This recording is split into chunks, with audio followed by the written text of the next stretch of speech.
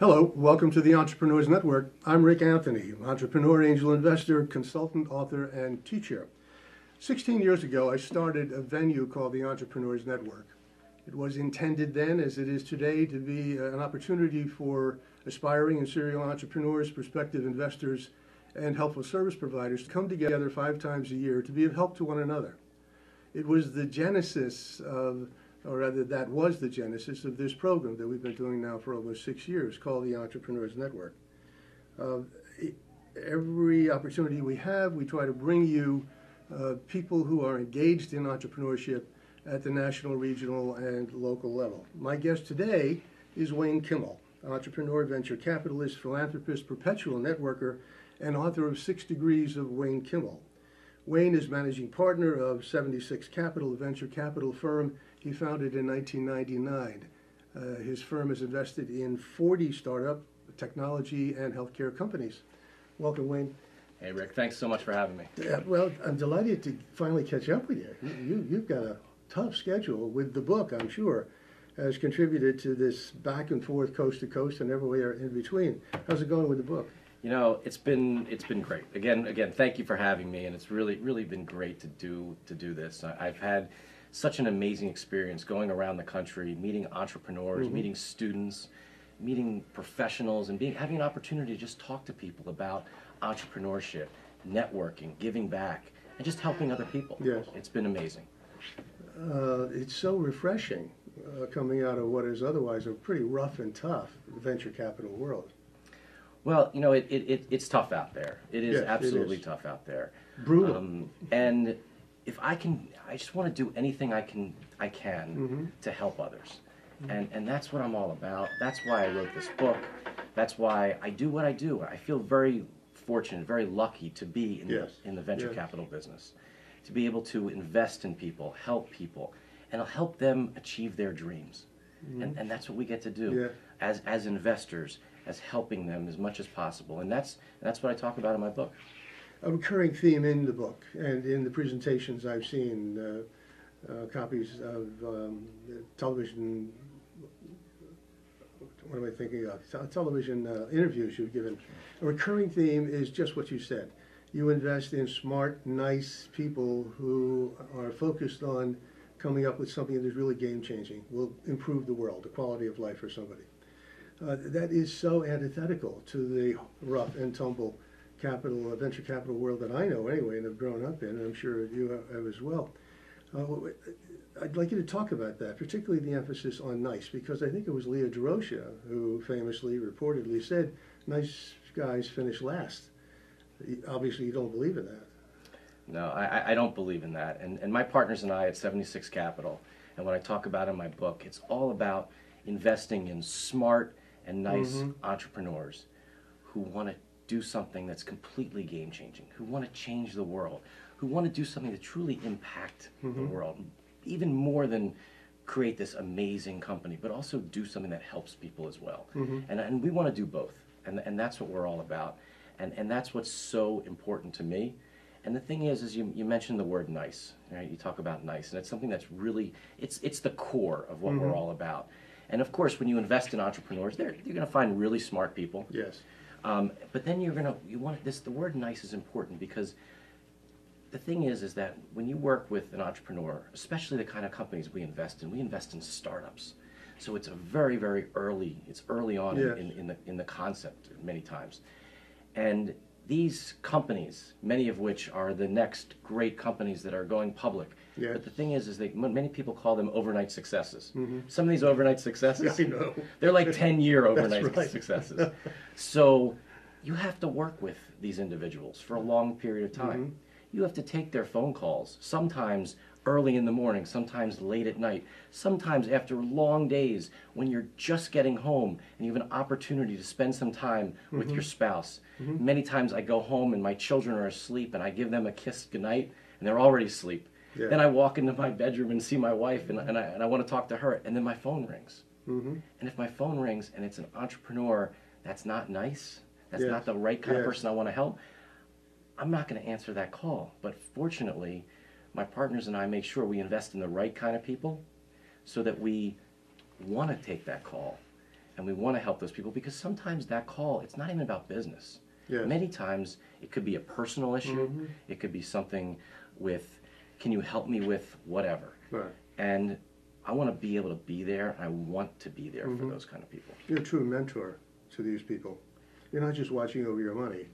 You're a true mentor to the ventures you invest in. I'm going to hit nice one more time. Sure. Because it's so hard to describe. Nice to me is different from what it means to you, I suspect, because we're looking through different filters. But this philosophy of being nice, of giving back, your philosophy of giving back, because it will come back, all of that, where did it come from? Are you emulating your father, your grandfather? Where did it come from? Well, you hit it. You hit it, Rick. I mean, I was very fortunate. I have amazing parents. I have an amazing wife. I have incredible in-laws who, it's our value system. It's our family value system. It's what we're all about. It's that we are not only about ourselves, but we're about trying to help others and make this world a better place. We truly believe that it's all about trying to make this world a better place, because it's our responsibility. It's our responsibility to leave this world a better place than it was now for the next generation. And that's important. And that's what I care about. That's what I deeply, deeply care about, whether that's a new technology, whether that's helping someone who is having a really tough day, Yes. or whatever it is. And I always tell people, I tell my entrepreneurs, I tell people that I speak to about my book, or just again opportunities to speak with students. I say, you know what? No matter how bad your day is, no matter how terrible things are going on in your life, there's someone else out there that's having a worse day. Yes. And you can help them. And you can actually help them. And that's your responsibility to do that. And to me, that's what it's all about. Is there some special way you and your partners vet prospective investors, entrepreneurs, individuals, to help you determine whether or not they meet the criteria that you've established, particularly for nice, easy to get along with, particularly when things are rough? Yeah. You're not screaming at one another? No, absolutely. Or you just trust your gut? Well, you have to trust your gut, absolutely. But to be able to trust your gut, you have to spend time with people. Right. And you have to get to see them in different situations. So whether that's on their home turf, on your home turf, in another place, how they treat people in restaurants, how they treat the server, how there's ways for you to see how people are, and have all different types of conversations, ask people different kinds of questions, and see if it works. And here's the thing, as you said, my nice and your nice could be different. Right. It doesn't mean that the person's not a nice person if I don't invest in their company. It just means that I just don't think that I can help enough, and it's not right for me or for my partners. Right. So it's not like a cut and dry thing. It really is a gut thing.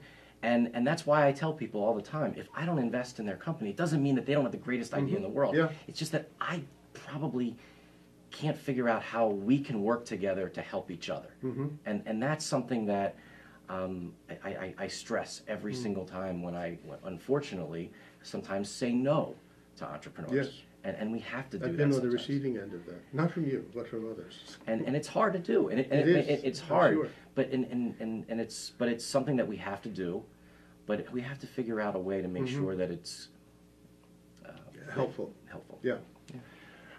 Other than nice, smart, game-changing, what are some of the other criteria you and your partners look for in determining whether or not this is a winner or potential winner? Well, one of the things that we really look at, and our thesis at 76 Capital, is all about this idea of the fact that the physical world and the digital world are converging today. And you have this amazing opportunity right now to invest in entrepreneurs that are focused on this convergence. We don't leave home without our cell phones. We don't leave home without our iPhones. Yes. So what should that experience be like? We don't just sit at home on our computers ordering all of our stuff on Amazon. We order a lot these days, and Amazon's doing an unbelievable amount of business, right? But at the same time, we don't do everything at home. We don't just do Skype calls. We're here in person together. We we don't just order all of our food online through one of my former portfolio companies, Seamless Web, which is now public as Grubhub. You know, we don't just order all our food through that. We order some of it through that. And so what will that be like in the future? What's the future really going to be like, where when we start to see how these worlds are coming together? What will it look like now? Amazon's coming right there right now. The new stores they're coming out with. Yes. The Amazon Go stores. Right. It's going to be fascinating to see what happens there. It'll be fascinating to see if they're any more successful than the more traditional bricks and mortar retailers who are hurting so badly. It's really going to be interesting. It really is transformational. Yeah, and fortunately, I have partners who really understand the physical side of the world, and my experience is really from the digital side, and that's something that we're looking for, those entrepreneurs that are focused on. I was awestruck by that chapter in your life when at age 29 you were able to raise $20 million for your first fund. That is incredible. One, how did you do it? And two, do you think it would be harder today to raise $20 million in this environment? Well, raising capital and doing things as an entrepreneur, I think it's all about being fearless and going for it, yes. and trying to, and just going to make it happen. And I think at 29, I didn't know any better. I was just, I was excited. There is merit to that, yes. And but I think that, as I talk about in my book, you know, I was able to surround myself with mentors, yes, and people that allowed me to sort of give me what I call as a halo effect. And I talk about this, and I talk about this with all my entrepreneurs, about having an unfair advantage, figuring out an unfair advantage, figuring out a strategic advantage to help you be successful. And fortunately, I was able to have some partners and mentors and other people who were able to work with me and help me be successful. But it all comes down to being that entrepreneur, going out there and knocking on doors, talking to people, and constantly trying and working hard, because it's just not easy. It's not easy to do any of this stuff. Tell me about your right pocket, left pocket rule. So every single morning when I get up, and after I get dressed, I fill my right pocket with business cards, and my goal every day is to hand out these cards. Here you go, Rick. Here's one of my cards. And wait a minute. All right. And to go out and get as many cards as I could and say, thank you, Rick. Thanks for your card. I look forward to seeing if we can help each other, and taking that card and filling up my left pocket. And that's what I try to do every single day, because my goal is to create the largest network that I can, so that I can help more people, whether that's my entrepreneurs or help people and help make this world a better place. Because you never know. We never know how we're going to be able to help each other in the future. I agree with you. And I really believe that you need to expand your network as large as possible, because you just never know what's going to happen. I never in a million years would think at 46 years old that I'd be sitting here talking with you about entrepreneurship. A word that I didn't even know in college, a word that certainly I didn't even understand when I was in law school. And then when I got out of law school, I was going to practice law and go work with my dad, because that's what that was expected. That was expected. And now I'm sitting here, so you never know. You never know. Some of the people that I've gotten to meet, whether it's been on my book tour going around the country, whether it's entrepreneurs that I get to speak with, whether it's just people that I meet on a daily basis, or in some of my non-profit things that I like to go do. You never know where people are going to be. It must be very satisfying. It really must be. You've done a lot of interviews, as I said, coast to coast and everywhere in between. And I don't want this to be just another interview. So I'd like to just throw some words out to you, and maybe lift some things from your book. And in one or two sentences, just comment on your belief, your definition of some leadership, for example. Well, for me, you know, it's the most important thing. You need to be a leader. You know, especially as an entrepreneur. You need to be able to lead your team. You need to be able to be the one that has the vision, that can see past all of the different bumps and rocks and things that are in the road, and you know where you're going to go. Because here's the thing: I say as an entrepreneur, people are going to call you crazy, and if they call you crazy, you're moving in the right direction. Because you see things that other people don't see. You see 5 years down the road, And you've just got to keep focused on where you're trying to go Mm-hmm. and just get yourself there. But I don't want to go off on a tangent, but there's also something to be said for having the wisdom of knowing when to fold. We both know individuals who have put everything at risk, their lives, their families, and everything else, and regrettably they failed because they didn't know when to fold. So they could come back another time, another day. Well, I think there's two F words that you just used. You used the fold and you used fail. Fail, yeah. We don't use the second F word in my family. That's the dirty word. That's the dirty word, because I don't believe anyone has ever failed until the end of their life. Okay, so you can always not succeed, and then you can come back and try to be successful again. So I think that you're constantly trying to succeed. And if you say, hey, I'm not going to do this anymore, that's okay. But that, to me, that's not a failure. You went, as long as you went really hard and you tried your best. And you learn from it. And you learn from it. Yeah. That's okay. That's totally okay. And that's the game of entrepreneurship. The importance of identifying future trends. You mentioned that as well. Do you consider yourself a futurist? Well, I wouldn't consider myself personally a futurist. I would say, hopefully, I have an opportunity to invest in entrepreneurs who are futurists, who really do see the future. I try to help them. I try to add not only just capital, but I try to add relationships. I try to help them, guide them, and give them the confidence many times, the confidence to be successful. And that's what it's all about. I'm reading now from the contents of your book. Every no is a not yet. Every no is a not yet. That's a categoric statement. Yeah. As an entrepreneur, it's hard. People will tell you no. People will tell you, they will slam doors in your face. Right. They'll punch you in the face. They'll tell you to get out. Your parents, your mother, your brother, your sister, they'll tell you that this is a crazy, crazy idea. What I'm saying here in that chapter in my book is that you just have to be resilient. You have to keep moving forward.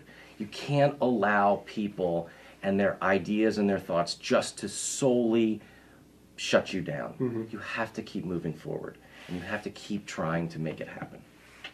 In another chapter from your book, there's got to be a better way.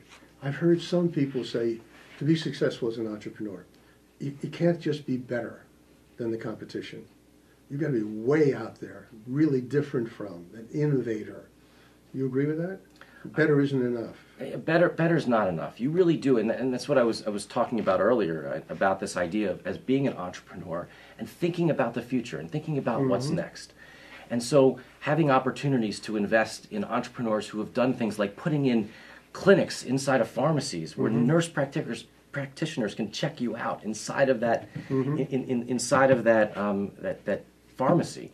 Those ideas, those were crazy ideas. Those were things that, like, you would never walk into a pharmacy to get checked out. Well, now, you walk down the street, every CVS, Walgreens, etc. You can go in and get checked out by a nurse. But do you also believe, Wayne, that every idea has its time? I was involved in a venture 15 years ago. We were, looking back on it, we burned through $6.3 million. It was painful.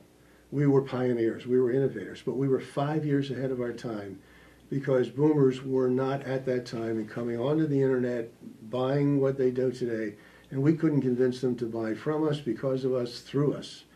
We were 5 years ahead of the market. Do you believe that ideas have a certain time, a window of success or opportunity for success? Timing is everything. Yeah. It truly is. And, there are times when, and certainly I've been an investor in opportunities where things didn't work out. That's what I'm a venture capitalist. Not everything works out. And, there are opportunities that we don't invest in that do work out. So we're not perfect. I'm not perfect. I'm not even close to being perfect. So the thing is that as an entrepreneur, if you give it your shot, you give it your all, and it doesn't work out, that's okay. What about luck? Aren't some people just dumb luck?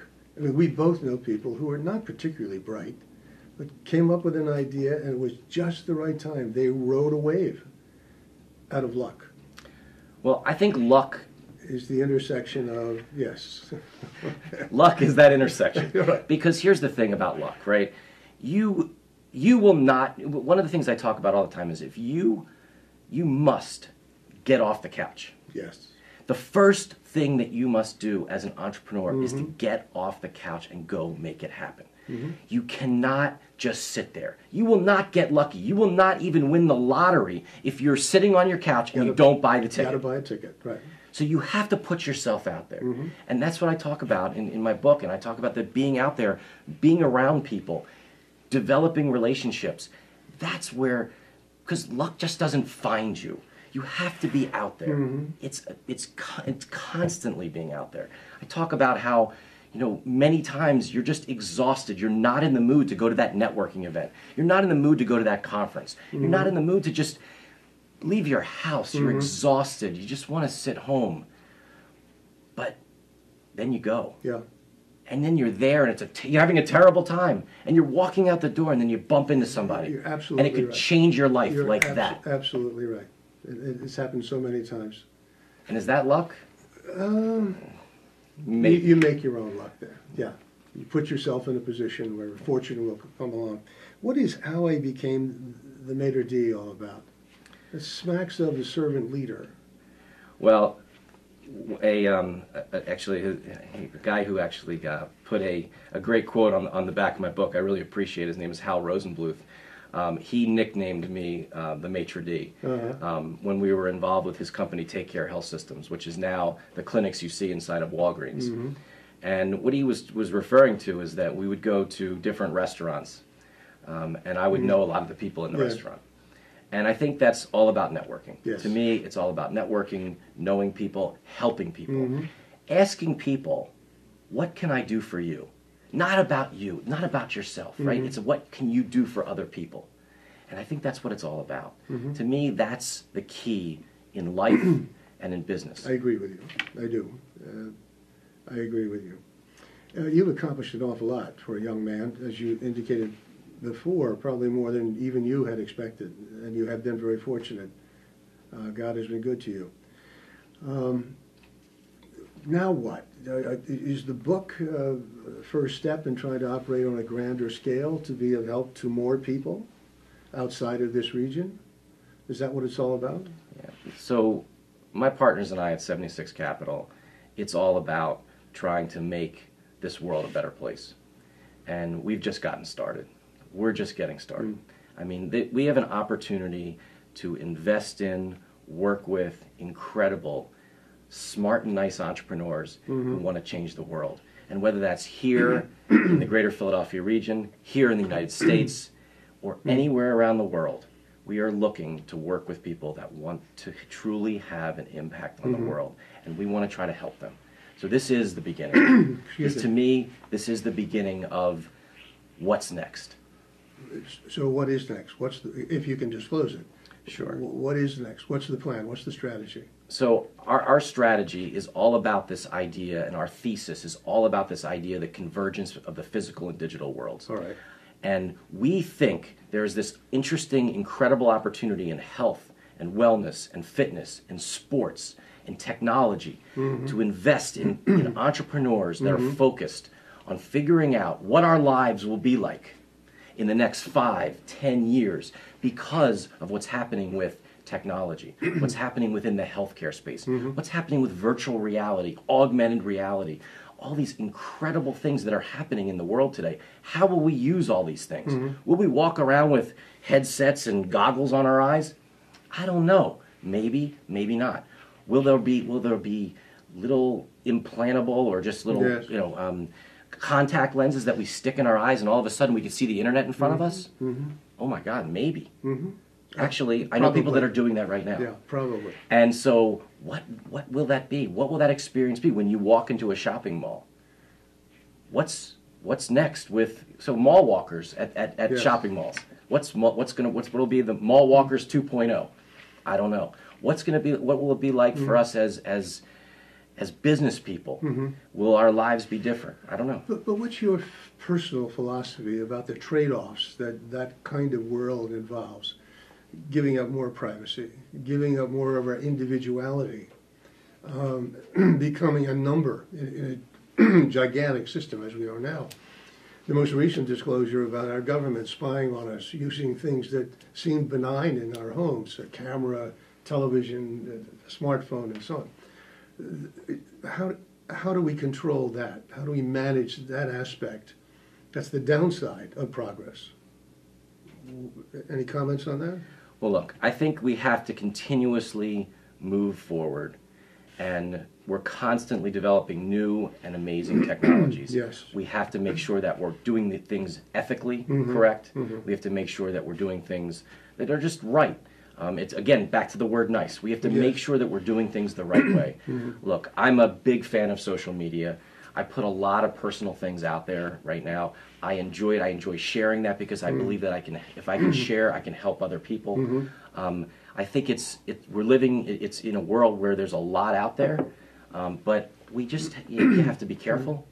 You have to be careful, but at the same time, we're making progress every day. You have 2 children. I do. Will they be entrepreneurs?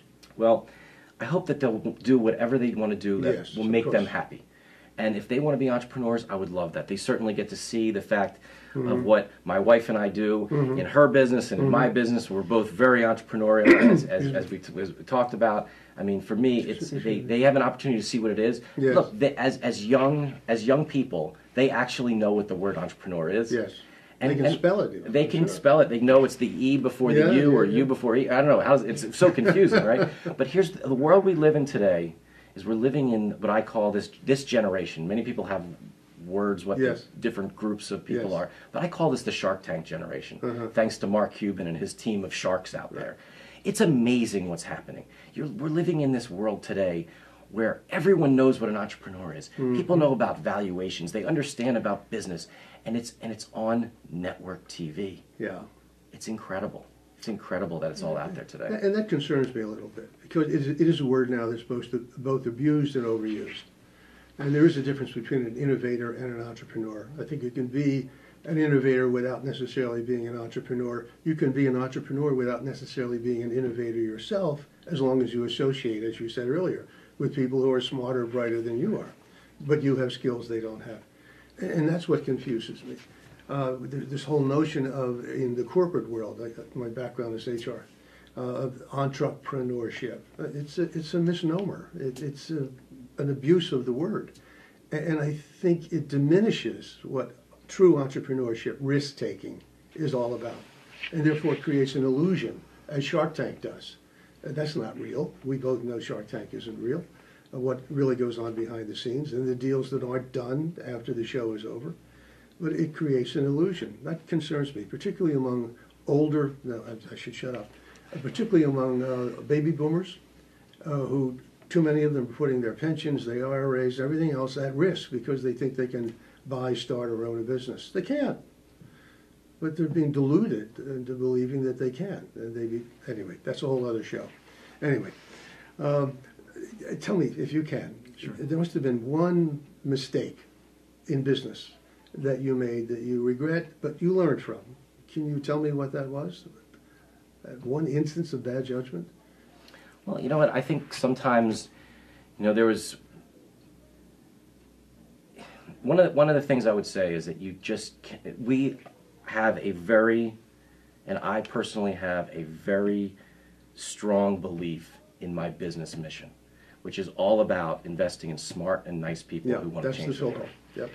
And if you don't stick to that, then it's a problem. Yeah, I agree. And that's what it's all about. Yes. To me, it's investing in smart and nice people who truly want to change the world. And if I stick to that, that's what it's all about. We started on that, and so we should end on that.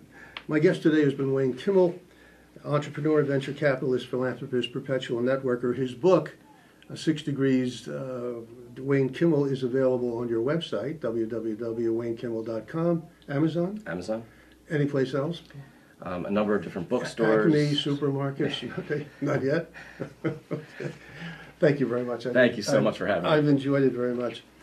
Until next time, this is the Entrepreneurs Network. I am Rick Anthony. Take very good care of yourselves.